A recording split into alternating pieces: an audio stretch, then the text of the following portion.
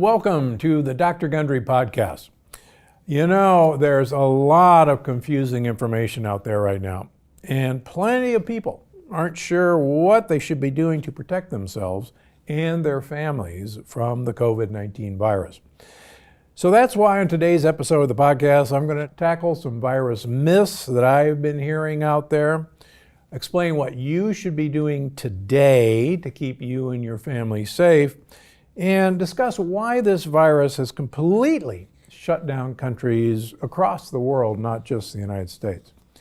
So whether you are safely at home or out working on the front lines of this pandemic, I want to first thank you for doing your part to prevent the spread of the coronavirus.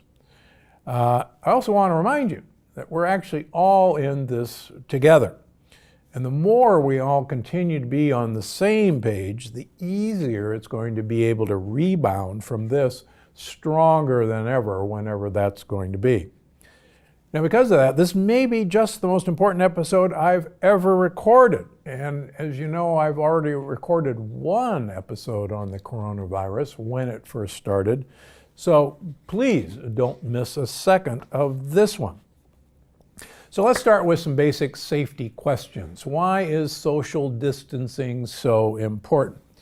Well, let's talk about kind of who this virus is, what it is, how it behaves. First of all, coronaviruses are nothing new. The common cold is a coronavirus, and there's nothing new about the common cold. But knowing that the current coronavirus is a cousin of the common cold helps us understand why this particular virus is so mischievous. Now, all of us know that it's really easy to catch the common cold. In fact, ridiculously easy to catch the common cold. That's because it is so communicable. It is easy to catch. It's easy to spread, and you can catch it just by literally being sneezed on. You can catch it by shaking the hand of somebody who wiped their nose, etc. And that's actually not an easy thing to do with influenza, the flu virus. The flu virus, compared to the common cold, is much more difficult to catch. Now, obviously, the flu virus is much meaner and nastier than the cold virus, but the reason we don't panic during flu season, and the reason we don't social distance during flu season, even though the flu virus kills anywhere from 20 to 40,000 Americans every year, is because it's actually, in the scheme of things, fairly hard to catch the flu from personal contact. On the other hand, it's really easy to catch the common cold. And that's what's so different. So imagine that the flu was really easy to catch.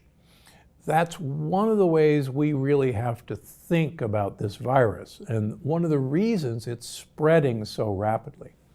The other thing about the flu is the flu generally has a very short incubation time. From the time you're exposed, it can be full-blown within 48 hours. So 2 days, you got it. This virus seems to have quite an interesting incubation time of anywhere from a few days to as long as a week, potentially 10 days, before you may feel symptoms or even have any symptoms at all. And what's worrisome to epidemiologists and immunologists is you appear to be infective for a considerable part of that time when you may not even feel the virus. Because here's the deal. The vast majority of people who get this virus are not going to die. Let's be clear about this. This is not a lethal, if I get it, I am going to die virus. Currently in the United States, just to use one example, We have about, as of this morning, a 1.4%, 1.5% mortality rate from this virus. So 98.5% of people who test positive for the virus have not died from the virus. But obviously, 1,000, 1,200 people dying of the virus is not a good thing by anybody's imagination. But what is important is it appears to be striking in terms of mortalities, people 70 years of age and older, and people 80 years of age or older, the mortality rate really begins to skyrocket. The other thing that's clear with this virus is that those of our patients who have pre-existing conditions, now that can be as simple as having high blood pressure, it can be as simple as being a pre-diabetic or a diabetic, it can be as simple as having heart disease. Those people are at increased risk. And as we go along, I'll get back to why, in my humble opinion, people with pre-existing conditions are at higher risk for a bad outcome if they get the coronavirus. So getting back to social distancing, the more we literally can separate ourselves and separate the interpersonal contact that goes on in normal society, hugging, shaking, getting close to each other, the more we eliminate the virus's ability to transfer from one of us to another, the virus has no chance. Think of it this way. A virus is, depending on how you want to define a living thing, the smallest living thing. Now, many people define viruses as non-living because a virus has to invade another cell in order to replicate itself. It literally takes over the replication machinery of making DNA and RNA. It hijacks the cell for that purpose. And the virus, like any other living thing, has one plan in mind, and that is to make more copies of itself. The virus wants not only to infect you and make more viruses, but it really does not want to kill you. Because if it kills you, that's it. It doesn't get to go anywhere else. What it really wants to do is, in the case of the coronavirus, make you cough. And in coughing, you, if somebody is lucky enough to be near you, will get the virus splattered on them. And lo and behold, the virus now gets to replicate again. It's the perfect scenario.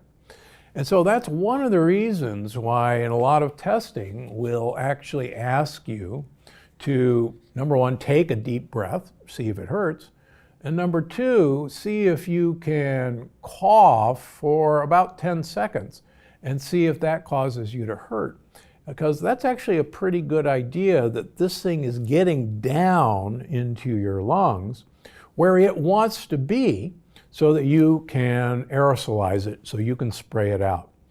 So the farther people get apart from each other and practice good hand washing, believe it or not, hand washing with soap and water will remove the virus from your skin. And that's actually all you have to do. Yeah, if you don't have soap and water, get some alcohol wipes. I happen to have a couple in my pocket. My wife won't let me go anywhere without them. They're here someplace. And wipe down or wipe your hands off with alcohol swab or with any of the hand sanitizers. You can actually make effective hand sanitizers at home. And here's a shout out to the whiskey makers and the breweries who are actually now using their equipment to make hand sanitizers. And you guys are great and keep up the good work. So, social distancing. We have to treat this as a common cold with an attitude. And the more we realize how infective this virus is compared to the flu virus, the more we'll realize why we're going through this pain and suffering. Yesterday or the day before, and this podcast isn't dated, but the New York Times during the coronavirus, their online New York Times app is free to use, at least currently. And they have this wonderful little coronavirus graph that you can toggle to show what happens in social distancing the longer you do with social distancing in terms of the severity of the peak of this coronavirus. And if you ever wanted one thing to convince you the benefit of social distancing, it's to play with that graph. And basically it says, okay, what happens if we all go back to work in a week? And you see this huge spike, and then of course it finally comes down, and then it shows 2 weeks and so on. And it actually shows 2 months and 3 months. The longer we wait to re-enter our lives as we know it before, the less people die, period, end of story. Now, obviously, there will be a point of economic pain where, for whatever reason, that the government decides, working with an infectious disease expert, that point is, but it's fascinating to watch this happen. Now, let me go to part 2 of that. And we're beginning to get an inkling of that in Singapore, is that, and also in China, that once people now are back to work in China, there is beginning to be a small but perceptible uptick in new cases.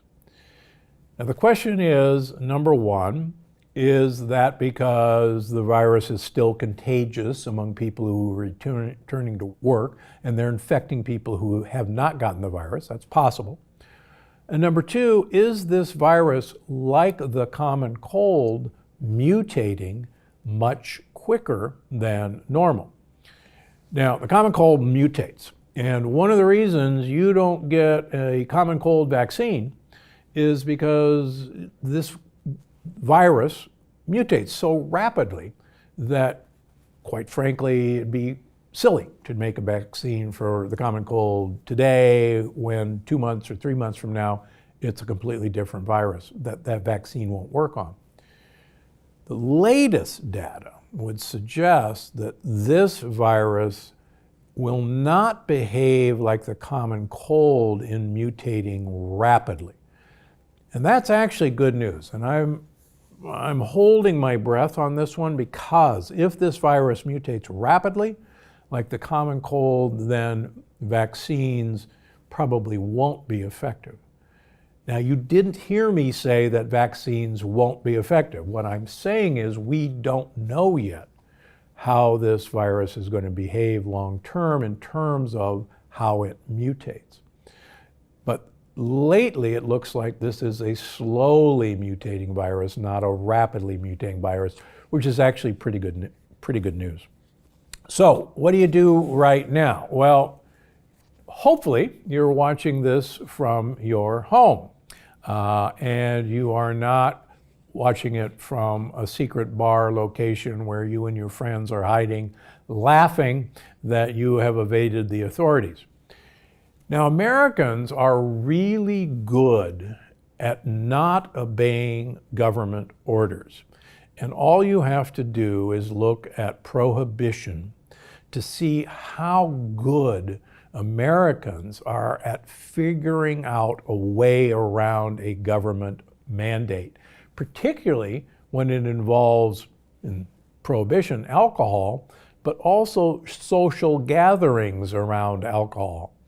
And one of the things we've probably learned in the last 2 weeks from Mardi Gras and from spring break is whenever you get the combination of crowds and alcohol, it's a petri dish for spreading the coronavirus. Oh, and one last thing I actually learned by listening to an interview with the author of the book examining the Spanish flu pandemic, the last great pandemic. Turns out it didn't start in Spain, and it probably started in America or China or Vietnam, but it absolutely didn't start in Spain, and it propagated in troop transport ships where, in fact, 5,000 troops were stationed on a ship going to World War II, and they were the perfect petri dish, just like we've learned cruise ships are, for intimate human contact. So, long story short, please, please, please, you're not fooling anyone. And yeah, maybe the young are going to be less susceptible to dying from the coronavirus, but the young, because they may not have as many symptoms as older people, spread this virus, and they're the actual transmission agent to their parents, to their grandparents, to other people they interact with when they go to the grocery store, when they go to the drugstore. And so please, you may feel like any young person, and I remember those days, that you are invincible. You may be invincible, but we now have enough deaths of young individuals, of millennials, to convince any of us that even invincible young people can get this virus and can actually die from this virus. But more importantly, you're going to give it to someone who is far more susceptible to dying from this virus. And that's why you're going through all this pain and suffering. And the longer we listen to people who know what they're doing. I was actually at the NIH with Dr. Fauci years ago, and I can attest that this guy was brilliant then, and he's brilliant now. And please, if you listen to anybody, listen to what Dr. Fauci says, because he's been an academician all his life. He has no dog in this fight except to protect every one of us. And listen to what he says, and he won't lead you wrong on this one.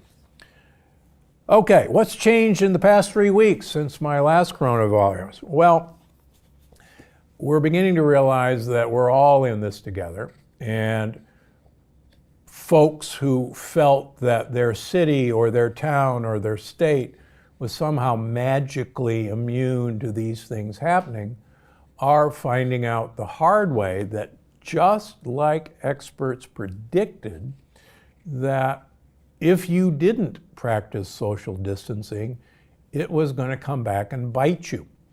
And luckily, governors, for the most part, are now realizing that no state is immune. The governor of North Dakota, a state that really doesn't have a very high incidence, has basically announced to the state of North Dakota that, guys, it's coming and we have to do our part or it's going to come here and hit us just like more populated areas.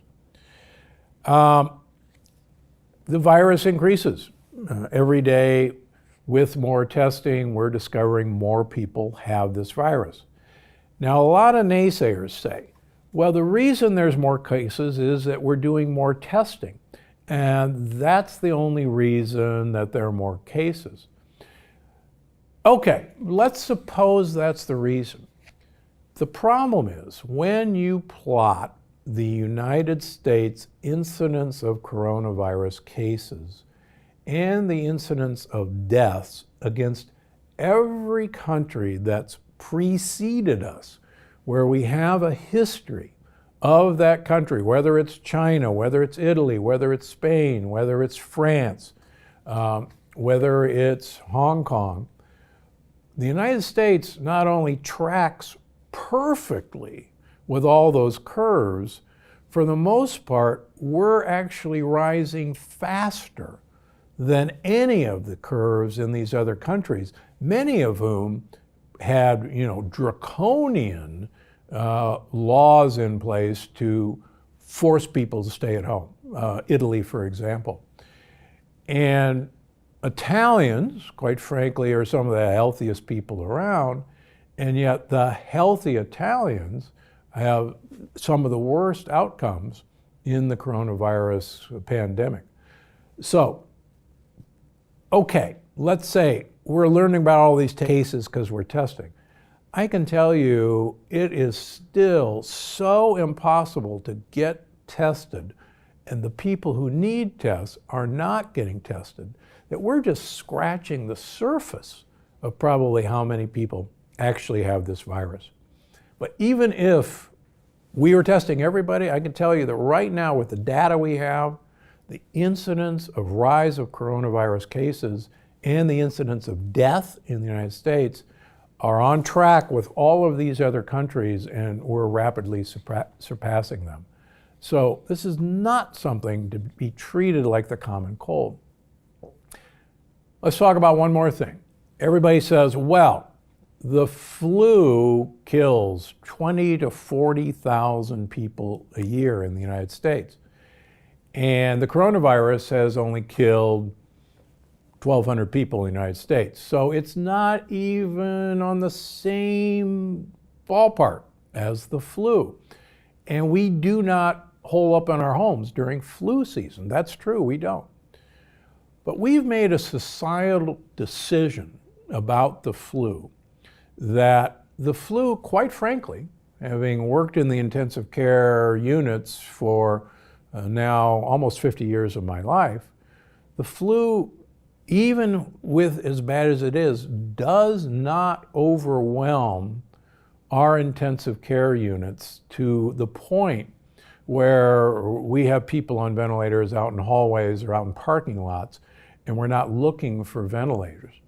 Yes, people die from the flu, but quite frankly, a number of people die from the flu because of heart attacks or strokes or other infections that they develop as a consequence of getting the flu. What's happening with the coronavirus, and all we have to do is look at developed countries that have superb medical systems, like Italy, where I've operated, like France, where I've operated, like England, where I've operated.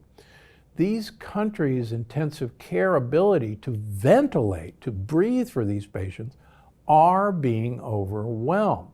Very different than what flu season does to us. Recently, my good friend Tony Robbins sent out an email, which I think is insightful. And credit to you, Tony, for pointing this out. Right now, just like Franklin Roosevelt said at the beginning of World War II, at the Depression, the only fear we have is fear itself. And the thing that drives most hysteria in this country is fear of this flu. But Tony uses a good example. He said, all of us get in a car and we drive 70 miles an hour, and there are lanes separating us from other drivers who are driving 70 miles an hour. And then coming at us the other direction are drivers driving 70 miles an hour. And we are separated, for the most part, from those drivers by 2 yellow lines. And if you think about it, if you actually thought about what you were doing, going 70 miles an hour in one direction and another set of drivers coming at you at 70 miles an hour, separated by 2 yellow lines, some of them may be drunk, some of them may be texting. Who in their right mind would ever get in a car and drive? Because the fear of that other person not playing by the rules, being distracted, we would never get in a car. Why do we do that? Because we actually have faith that for the most part, that driver is going to stay there, he's not going to be texting, he's not going to be drunk, or I'm going to be alert enough that I can, avoid that person. But it's only faith that that will happen.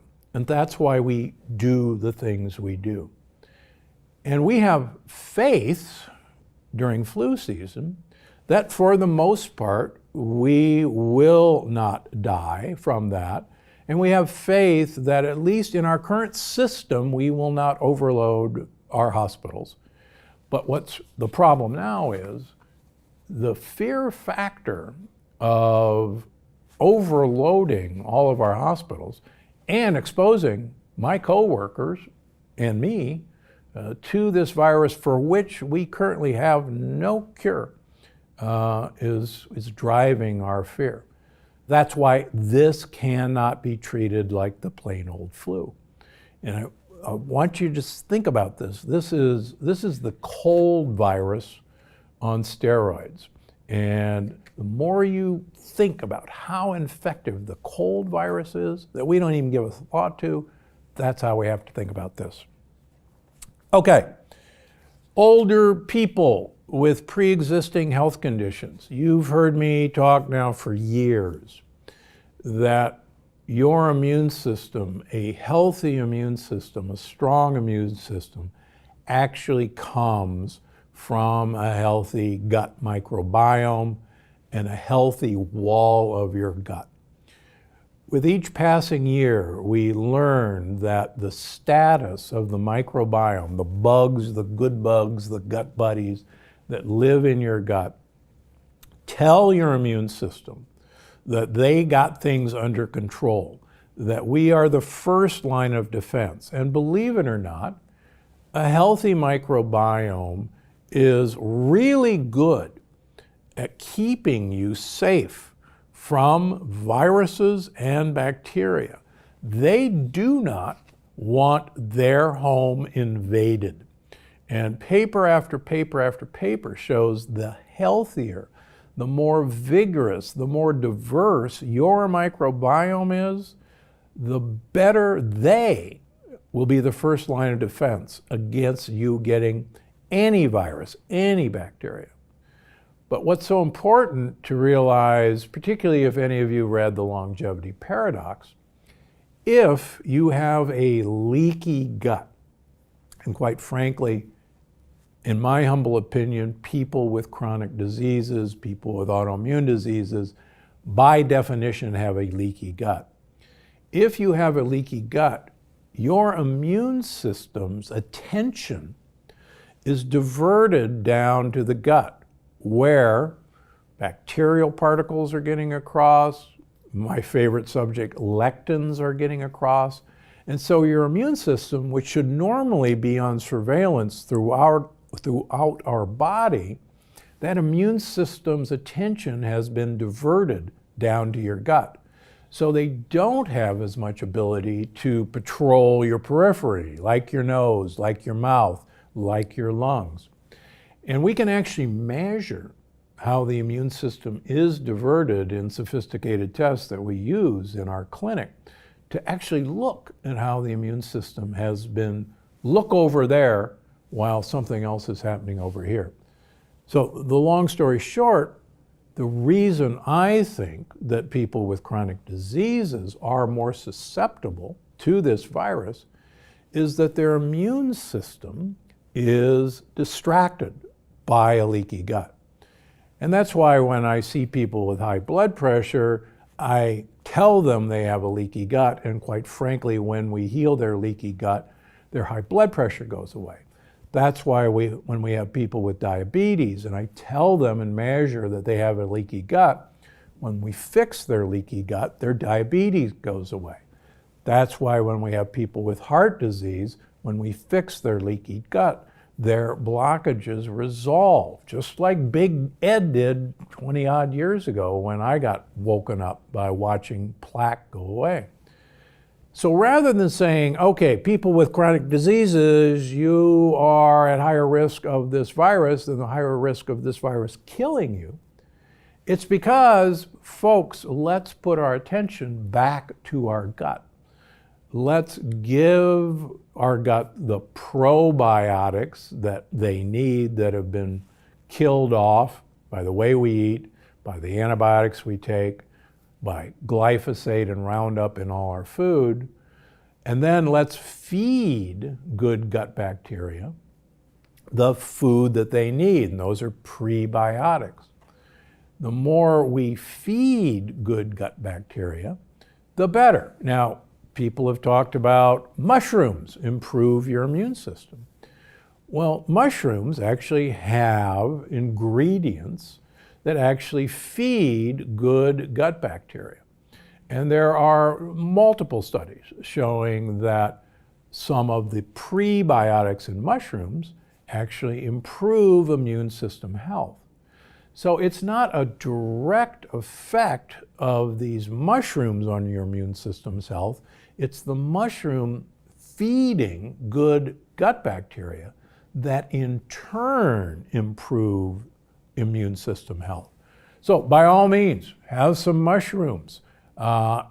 Think about other ways of getting mushrooms in your system. But it's not the mushrooms per se that are going to make your immune system better. It's getting your gut in shape. That leads me to the next thing. Sugar absolutely positively suppresses the function of your white blood cells, the main line of defense against viral infections, against bacterial infections. And if you want to suppress your immune system, then just eat sugary foods. Now, what really scares me is that every grocery store I go into, all the bread's gone, all the crackers are gone, all the pasta's gone, all the orange juice is gone, all the milk is gone. And folks, this is pure sugar. To really see the amount of sugar on a label of what you're eating, you should look at total carbohydrates, take away the fiber. That will tell you the total sugar. Do not read the sugar. Let's suppose we just picked up a package of something in our grocery store and it's got 300 calories. It has 0 fats on the label. It has 35 grams of carbohydrates. It has 0 sugars, and it has 4 grams of protein. And it's a bagel. And there were 0 sugars on that bagel. There were 35 grams of simple sugar that they didn't tell you about. And for quick math, if there's 4 grams of sugar in 1 teaspoon of sugar, so quick math, in that bagel are 9 teaspoons of sugar. A 10 ounce, 12 ounce soda has about 10 to 12 teaspoons of sugar. And what's so fascinating is that bagel will become more sugar in your bloodstream than the soda, and you certainly wouldn't be drinking a soda right now. It's the same way with orange juice. Everybody's drinking orange juice to get their vitamin C up. Unfortunately, a cup of orange juice has about 5 to 6 teaspoons of sugar. And so that orange juice that you drank for your vitamin C is actually going to blunt your immune system's ability to protect you. So please, get your vitamin C. As you know, I like you to get vitamin C in a timed release formula. Unfortunately, so many people have heard me say that it's nearly impossible to get time release vitamin C. That's okay. I go to lots of health food stores during this crisis. They still have vitamin C tablets. They still have vitamin C capsules. Take 500 milligrams 4 times a day. Vitamin C is excreted very rapidly from your bloodstream. 2 to 3 hours, it's gone. So keep your vitamin C level up. If you do even 1,000 4 times a day, most people will not get stomach upset or diarrhea. But 500 4 times a day will protect you. The same with vitamin D. Vitamin D is, in my humble opinion and others, probably the best antiviral substance that you can take. And I recently had Dr. Mark Hyman on my podcast. And Mark has never seen vitamin D toxicity in his career. I've been at this longer than Mark. I have never seen vitamin D toxicity in my career.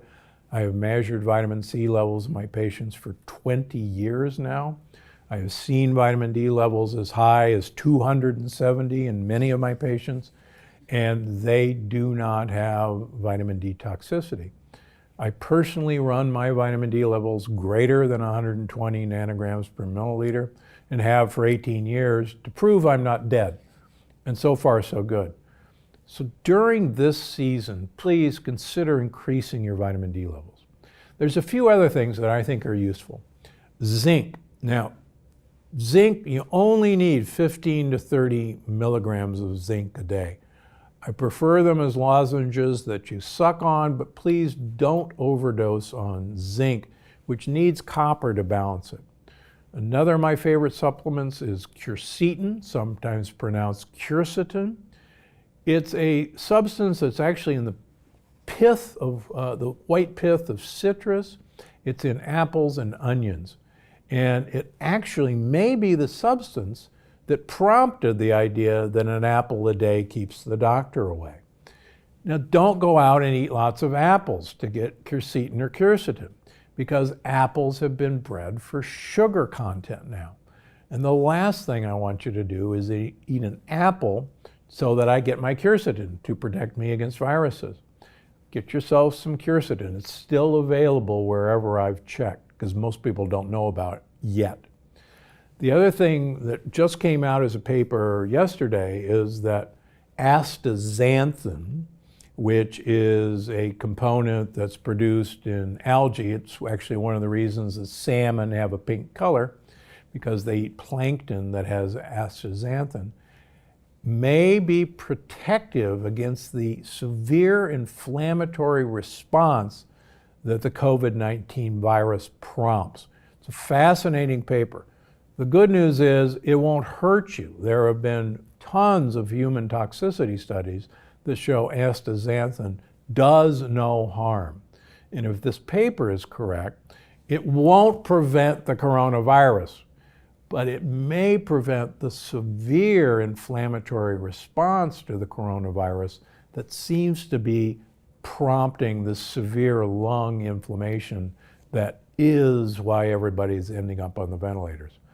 Okay, if you have family members, and many of us have had or have family members who live in assisted living facilities. I know I have a lot of patients who live in assisted living facilities.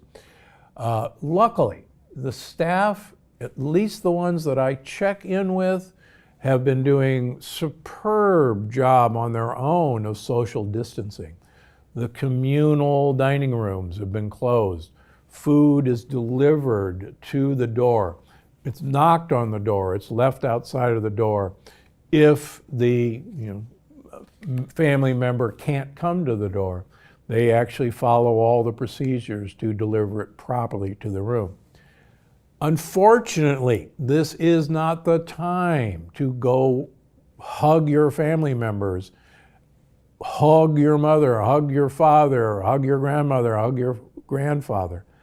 But thankfully, almost all of us, including grandma and grandpa, have some form of smartphone and have some wonderful way. I have an iPhone, so I can FaceTime with my family members anytime I want. Use that. It's the closest thing to being there that we've got right now. Even just phone somebody. It's amazing how many voices I now hear that I haven't heard from in years just wanted to hear my voice. And it's amazing how just hearing a human voice when you have 4 dogs will actually brighten your day. Nothing wrong with dogs, and we're going to get to that in a second. What else can you do? Number one, we all are a society of close social contact. We know that great apes have to have close social contact. We have to groom each other, and we do that in many ways. And one of the most frustrating things now is we've lost that ability to hug, have contact with another being. That's why I think it's so important right now to have a pet, have a dog, have a cat, have a gerbil for that matter, something that you can hug and interact with. And here's the great news. You wouldn't believe how many people during this time have gone to a shelter and adopted a pet, or at the very least volunteered to foster a pet during this time period. Because hey, you may have a job that you can't have a pet. And when you go back to work, it's not a practical thing. But you can foster a pet during this time. And quite frankly, I can tell you from friends who have volunteered to foster pets in the past, more often than not, when the fostering time comes to stop, you're going to adopt that pet because it's really hard to let them go. And I can tell you that a dog or a cat right now is one of the best ways that you can interact with another loving, caring individual. And they are individuals, that make no mistake about it. And they'll give you love right back. So get a dog or a cat and foster one if you can. Everybody's going to win from this. Okay, so maybe you think you caught COVID-19. What do you do? Well, first of all, try to find a testing facility. You can call your county health department. Many times they have a recorded message. You can call your hospital. I know our hospital has a recorded message. Yeah, sometimes the phones are busy. Last resort, call your doctor's office. Quite frankly, right now, the last thing my office needs to hear from you is, I'm coming over and I want to get tested because I think I have the coronavirus.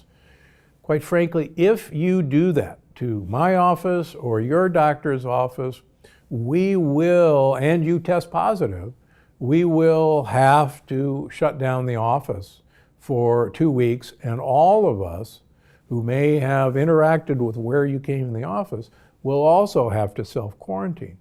And for my patient's sake, and obviously for my sake, that's the last thing we want to do. So you need to go where you're protected, where the healthcare workers are protected.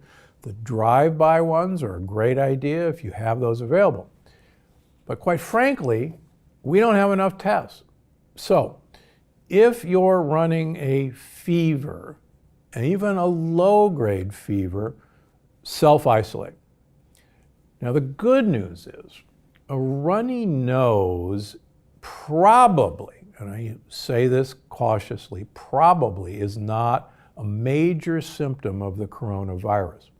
So if particularly you have allergies and it's allergy season, it's spring season, and your nose is running and your eyes are watering as if it is allergy season, and you're not running a temperature, allergies do not cause a fever, then you don't need to run and have a coronavirus test.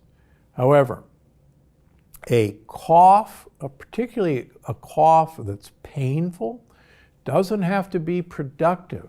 But a cough that, for instance, if you have a runny nose and you have postnasal drip and you have sinus congestion, that's one thing that might cause a cough. But again, it's not going to cause a fever. But if you're running a fever and you have a cough, that's absolutely got to self-isolate. The other thing that seems to be apparent with a lot of the cases, particularly in younger people, is a headache. A number of people that have presented to our hospital present with a headache and a fever. Now, unfortunately, or fortunately, the flu, plain old influenza, can present with a headache and a fever. Now, that's okay. You'd kind of like to know whether you have the flu as well. For instance, 2 months ago, my youngest daughter developed a severe headache and a fever, and she went, this was before the coronavirus, she had the H1N1 flu. It's still around, and she got the appropriate antiviral and she's fine. But this particular virus also can present with a headache. So just because you have a headache and a fever, it may not be the regular flu, but it may be the coronavirus. And again, the reason that's different is that this particular bug is so much more infective than the common flu. And that's why we got to be so careful. So if you think you have any of these things, just stay in place. Don't go out. if you begin to experience trouble breathing, or if you're taking deep breaths and it hurts to breathe, or you find that the more you take deep breaths, the harder it is to breathe, these are signs that you got to go to the emergency room, because this is where we need to intervene rather than keeping you at home trying to stay away from everybody. Okay, misconceptions about the virus. So, there are coronavirus researchers who have spent their life's work researching and mapping and genetically mapping out coronaviruses. And there's a researcher at Baylor who actually had developed a vaccine for the coronavirus 5 years ago, but due to budget cuts, that vaccine was never developed. There's a coronavirus researcher in North Carolina who for 5 years has been studying the bat coronavirus and has been publishing papers that the next great coronavirus will be a virus from a bat. And the sequence of this virus has been done, and we know that this is a bat coronavirus. It is not a weaponized SARS virus that was developed in a bioweapons lab either in China or Hunan province or Iran. And yet I have who I thought were respected authorities in alternative lifestyle who are putting out emails that this is a weaponized virus that was sent to kill us all. It is not. The genetics of this virus are well known. You could easily see where a new fragment of information was inserted into a viral genome.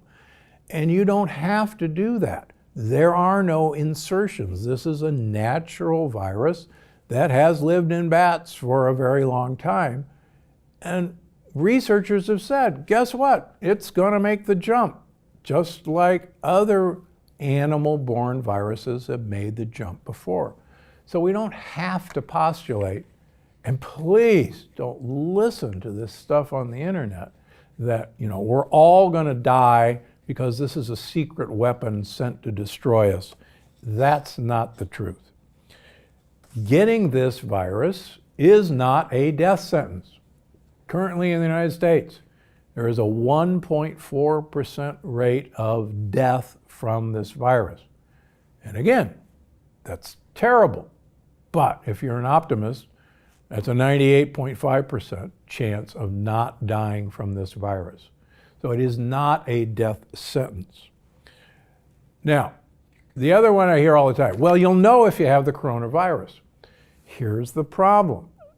So many people have very few, if any, symptoms, or they think that their symptoms is, well, it's an allergy, or it's a cold, and I don't do anything about the cold, and I don't do anything about allergies, and I don't have to pay attention now. And that's why before we were social distancing, this thing started to take off, because it's so easy to be not very ill and still give this virus to friends and family and coworkers. And that's the problem. I think I've already mentioned this. This is not just like getting the flu. Some of the symptoms are very similar. And yeah, the flu is actually a deadly virus as well, a very deadly virus, but it's far less contagious than this particular virus. Now, there's another myth that we're hoping may have some validity, and that is viruses in general follow a seasonal course. In general, the flu virus is a cold weather virus.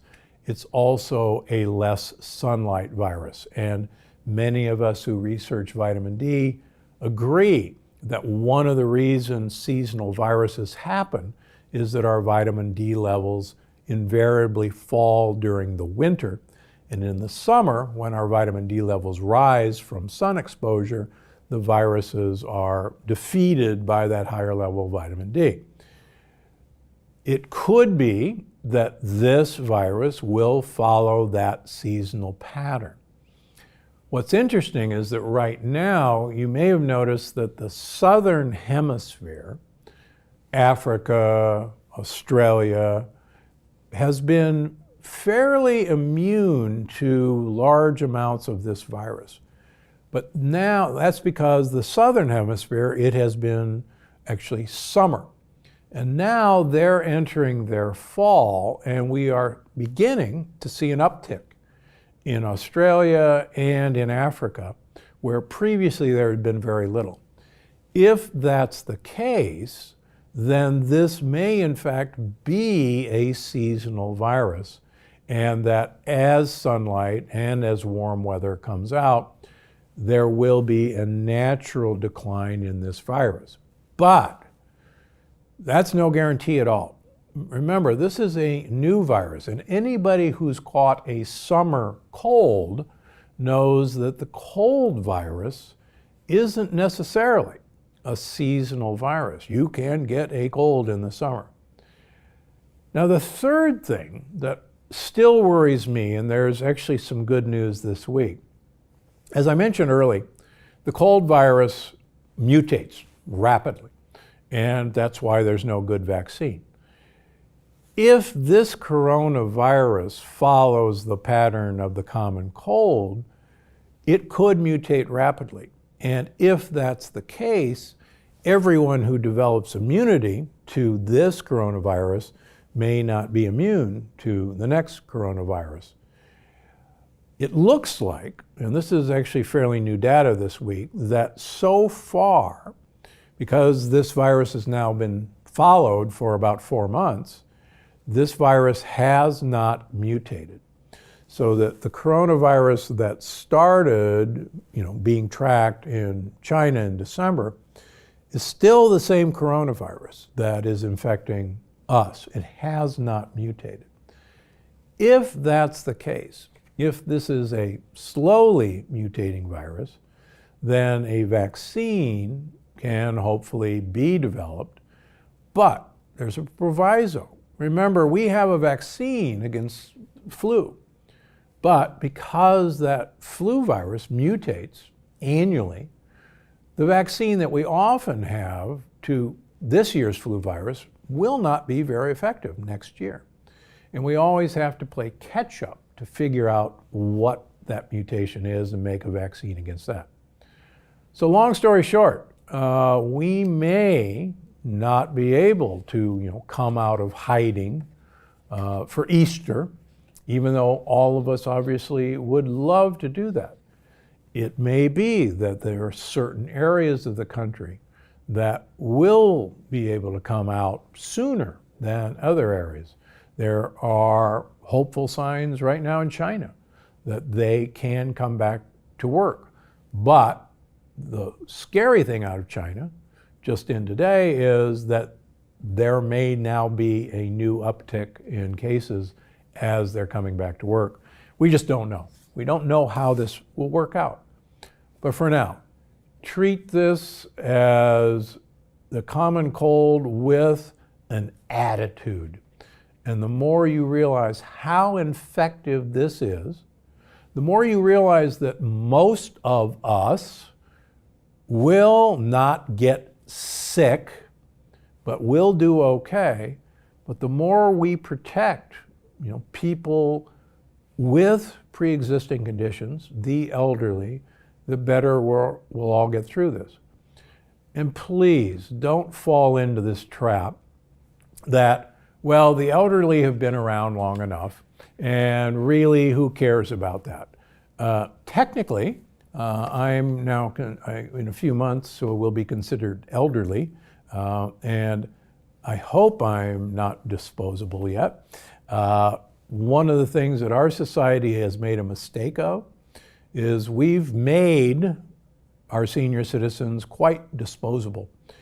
Other societies, particularly societies of extreme longevity, one of the things they all share is an extreme respect for their very old and the care they give and afford the very old and the wisdom they acquire from the very old is actually one of the hallmarks that I talk about in the longevity paradox. So just because you're old may not mean your time is up in terms of your worth to society. So please take care of your parents, your grandparents, your great-grandparents, and afford them the respect that, believe it or not, they earned. None of us would be around without what our previous generations have done for us. And just remember, your parents wiped your bottom, and if the time comes that you got to wipe your parents' bottom, return the favor. So that's it for the Dr. Gundry podcast. Take care of yourselves. This will end. Hug your dog and cat. And thank you for everybody for what you do, not only in my hospital, in all of our hospitals. Just remember, all of us swore an oath that no matter what else, no matter what our personal safety, we would put our patients before anything else, before our family members, before our spouses. My wife knows fully well that patients come first. And whenever you can, thank them for what they're doing. They do it selflessly and they run towards danger. And how many of us can ever say we did that? So thanks everybody for listening. Let's all be safe out there. And thank you for social distancing. It will make a difference. Okay, this week I'm going to answer 2 audience questions. Sharon Wassel on YouTube asks, can you catch this virus twice, or does our immune system recognize it and block it? Well, I think I mentioned that in the podcast. It should be, if you have a good immune system and you develop antibodies which can lock on to the antigens on this virus, you should not be able to catch it twice. What we do worry about, and I don't have the answer, and so far I haven't heard the answer, is that if this virus mutates quickly, that it will be catchable again. Just like, unfortunately, if you had the flu last year, you can catch the flu this year because that flu has mutated. So your immunity to last year's flu virus doesn't make you immune to this year's flu virus. And the coronavirus was just too early to tell. But it's a great question. Charles M. on YouTube asks, what about cytokine storms? So this is actually a really good question. So what the heck are cytokine storms? And why is this listener asking about it? You hear a lot of this, first of all, from the news media. You also hear it on social media just constantly. So one of the things we think is mischievous about this virus is once a foreign antigen, a foreign protein is identified, and if this foreign protein latches on to certain sugar molecules that line our mouth, nose, bronchial tree, then that triggers an immune response that calls white blood cells to the place where this foreign invader is coming. We do that by releasing what are called cytokines. They're basically text messages that says, okay, the foreign outpost just found a bunch of marauding bandits and an army is advancing, and send the troops, send the immune system, send the white blood cells. The white blood cells in turn produce a lot of their damage by using other cytokines to produce more and more inflammation. Think about if you've ever had a pimple, that's pus inside that pimple, and that's bunches of white blood cells dead white blood cells, which have been actually battling bacteria. Now, think that this virus is very capable of attaching to the lining of our bronchial tubes of our lung.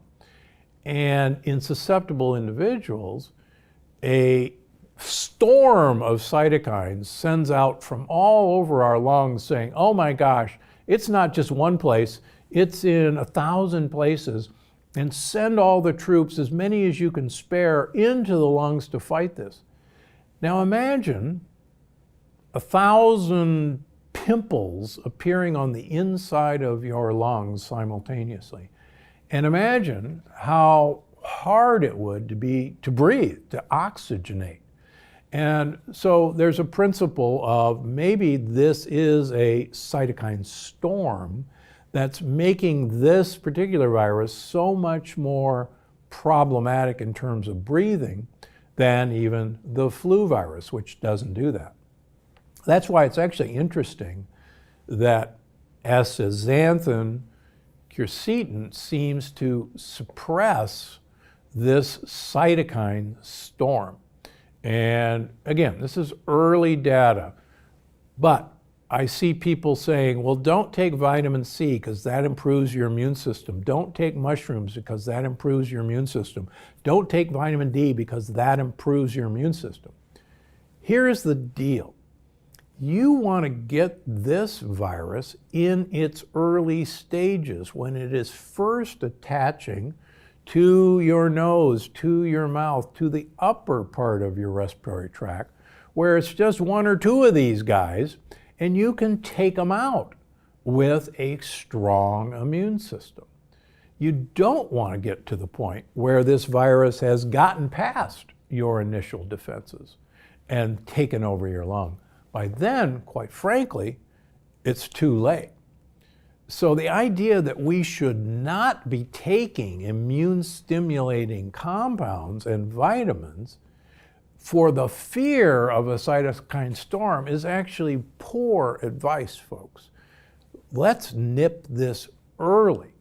And if you got a great immune system, if you got a great set of gut buddies, guess what? This will not affect you. And that's what I've been preaching now for 20 years. And I hope that's what you're listening to do. And take care of yourselves. You don't want a cytokine storm, and you can prevent that from happening by following the rules. Okay, that's it for the Dr. Gundry podcast. Stay well, and we'll see you next week. Before you go, I just wanted to remind you that you can find the show on iTunes, Google Play, Stitcher, or wherever you get your podcasts. Because I'm Dr. Gundry, and I'm always looking out for you.